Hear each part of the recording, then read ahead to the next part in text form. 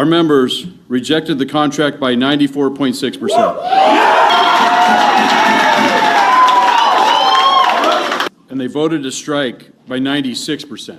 Boeing workers begin major strike following rejected contract offer.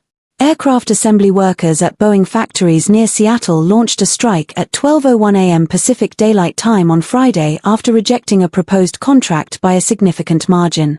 The rejected offer, which included a 25% wage increase over 4 years, prompted a 94.6% disapproval among workers, with 96% voting for a strike.